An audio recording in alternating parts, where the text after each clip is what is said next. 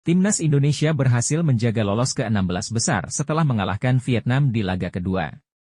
Di Stadion Abdullah bin Khalifah Stadium. Satu-satunya gol Indonesia dicetak oleh Asnawi Mangkualam lewat titik penalti. Ini jadi 3 poin penting untuk jaga peluang sebelum lawan Jepang di laga terakhir pada 24 Januari 2024. Kemenangan ini diwarnai kartu merah pemain Vietnam di akhir pertandingan. Marcelino yang melakukan soloran layaknya Gareth Bale, harus dilanggar dengan keras oleh Le Tan Long.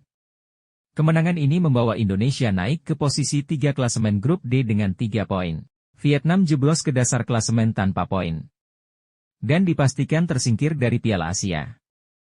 Pelatih Timnas Indonesia, Shin Tae-yong mengatakan kemenangan ini tidak lepas dari performa para pemainnya yang sesuai harapan. Dia juga menilai ada unsur keberuntungan dalam hasil ini.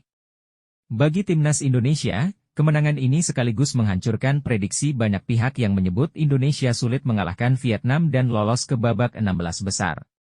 Shin Tae-yong menyebut, memang pemainnya minim pengalaman di Piala Asia ini.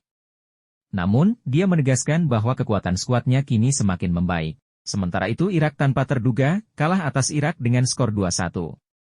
Kemenangan Irak atas Jepang dalam hasil Piala Asia 2024 ditentukan oleh gol brace Aimen Hussein. Gol hiburan samurai Jepang dibukukan oleh pemain Liverpool, Wataru Endo, 93.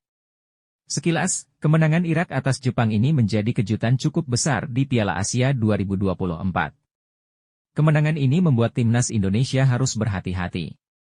Dengan keadaan saat ini, Jepang kemungkinan besar bakal tampil lebih ngotot saat menghadapi Timnas Indonesia. Hal itu bisa mempersulit peluang tim asuhan Shin Tae-yong mendapatkan angka dari Samurai Biru. Untuk saat ini, Irak menjadi pemuncak klasemen grup D dan sudah pasti lolos ke babak 16 besar. Kemenangan atas Vietnam justru memakan korban. Jordi Amat harus ditandu keluar lapangan karena mengalami benturan keras di bagian wajah.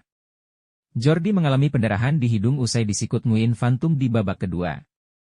Akibatnya pemain 31 tahun itu pun harus ditandu keluar lapangan dan digantikan Rizky Ridho pada menit ke-70. Usai pertandingan Jordi Amat memberikan perkembangan mengenai kondisinya yang sempat berdarah dalam pertandingan lawan Vietnam. Dalam unggahan pada Instagram Story, Jordi terlihat masih terduduk di rumah sakit. Pakaian rumah sakit juga masih menempel di tubuhnya. Akan tetapi pemain naturalisasi itu terlihat dalam kondisi baik-baik saja dan masih bisa mengacungkan jempol. Dalam keterangan fotonya, Jordi mengatakan hidungnya harus dipindai. Sejauh ini belum diketahui mengenai kondisi Jordi Amat untuk pertandingan berikutnya Timnas Indonesia melawan Jepang di Piala Asia 2023.